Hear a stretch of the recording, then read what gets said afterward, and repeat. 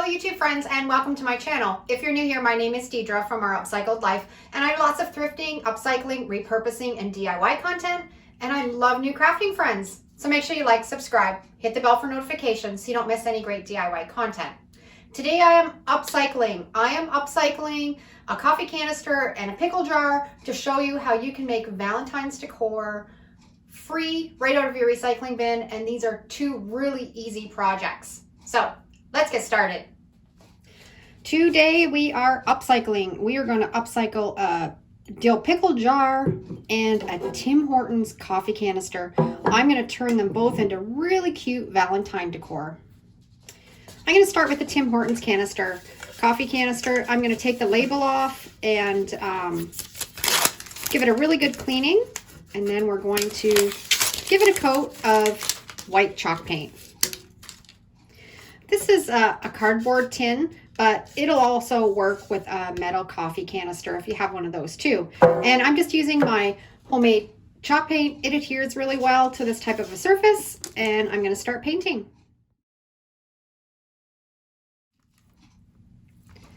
I took my plastic lid off of my coffee canister and I traced it around. This is just a piece of scrap wood. I traced it around and then I took my jigsaw and cut this circle out. I'm going to put that on top of that plastic lid when it's all finished.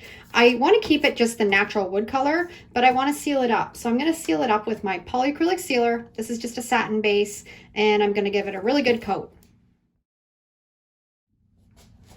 Now this is the plastic lid off the coffee canister. I'm going to spray paint it with some black spray paint, and I like to use the paint and primer, Rust-Oleum. I'm going to take it out to my shed and give it a quick spray. I love to custom make my own napkins. That's what I'm going to do for my coffee canister. You want to make sure you're only working with one ply of the napkin. So I've taken the bottom ply. I'll save this napkin for another project. And we're going to press this nice and flat and then tape it down on this piece of computer paper. I have a Cricut heat press, and it works really well for flattening out that napkin, making it nice and smooth. You can also use your house iron. We're going to put this through the printer. So I've got some crafter's tape.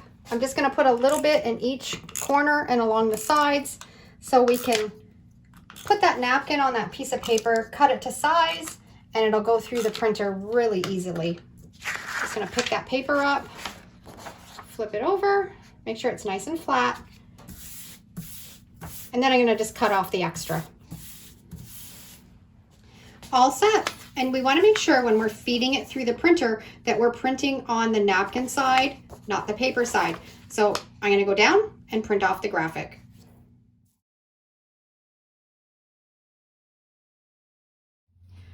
I got my graphic all printed out.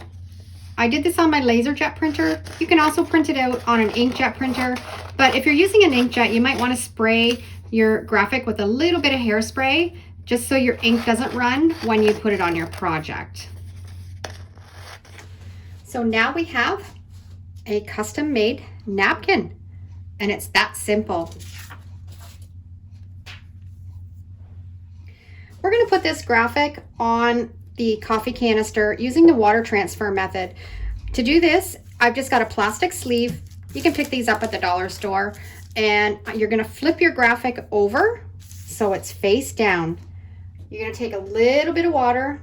I just have a little bit of water on a rag here, and just squeeze it on. You don't need a whole lot until the whole napkin is completely wet. You just want to pull it so you get all the little bubbles and wrinkles out. And when I'm doing this method, I like to take my scissors and just make the edge of that napkin a little bit rough.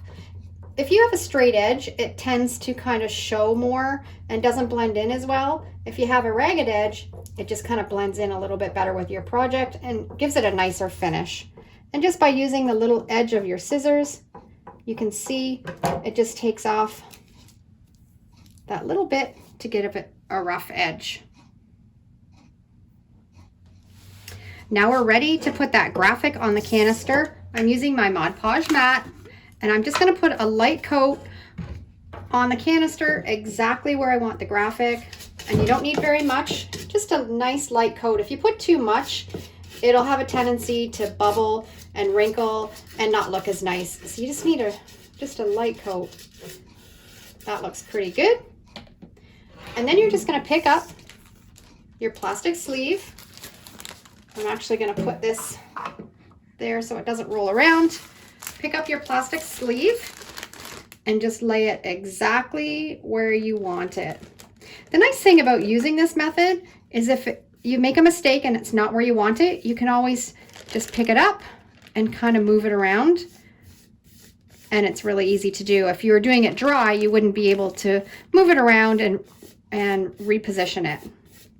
And you're just gonna push out all the little bubbles and wrinkles, make sure it's laying nice and flat. This technique is so easy, and there's no rubbing or when we're doing the reverse transfer technique and you have to rub off the paper, you don't have to do that with this. And there you go. And you can just take your finger and just kind of pat it out a little bit in spots if you need to. And we have a graphic on our project. The polyacrylic has all dried on this wooden lid that I'm going to make. I had this old handle that I think is going to look really cute on the top. I've just got a couple little screws and I'm going to screw it right in, make sure it's nice and centered. And then screw it right into that wood. And then we're going to put it onto the plastic lid so it'll fit on perfectly onto our tin. My plastic lid, I painted it with the spray paint. It's all dry. I am going to flip it over and center it on that wooden lid. And I've got a couple little screws. I'm going to screw it right into it so it stays put and you can take the lid off and on. I have tried just gluing it and it didn't stay put. So a couple screws will keep it in place. I'm going to put a polyacrylic sealer on this. I want to be able to wipe it down with a damp rag if I need to, so that will just seal it up really nice. I want to cover up the little silver screws, so I'm just going to take a little bit of my black chalk paint and just dab it on there, and then everything will all blend in with that black handle. Looks much better. And I have taken a Tim Hortons coffee canister and turned it into a really cute Valentine's Day canister. You can fill it up with treats or a little gift and give it to your loved ones. And it's so easy to make. Okay, now we're gonna upcycle this pickle jar into something really cute for Valentine's Day. Gonna take it down to my sink and give it a really good scrub before we paint it with some chalk paint. If you want paint to stick really well to a glass jar, you can paint it with chalk paint, but I find if you want a really durable paint job, I give it a really light spray of just some spray paint first, just to put a little spritz on it. You don't need a whole lot. And then put your second coat as your chalk paint. It'll stick really, really well. So I'm gonna take this out to my shed and give it a little spray with this. Okay, as you can see, you don't need very much, just a little bit of a spritz, and it just gives that chalk paint something to grab to. We're gonna let this dry really well. The primer spray paint is completely dry. I'm gonna take my white chalk paint and give it a really good coat over the whole jar.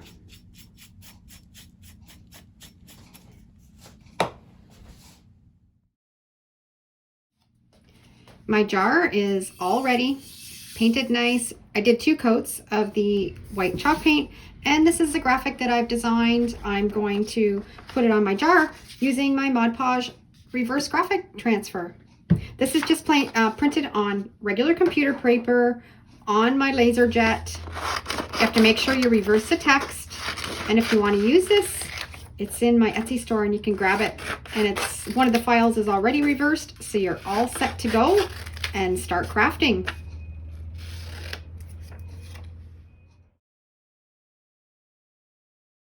Okay, this is sat for 24 hours. I'm just going to take a damp rag.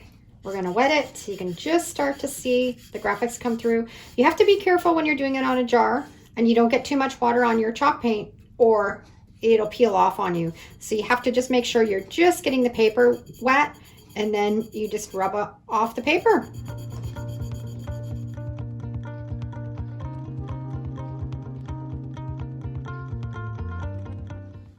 Got all the paper rubbed off, and I like to seal it with my polyacrylic sealer, water-based. This is satin.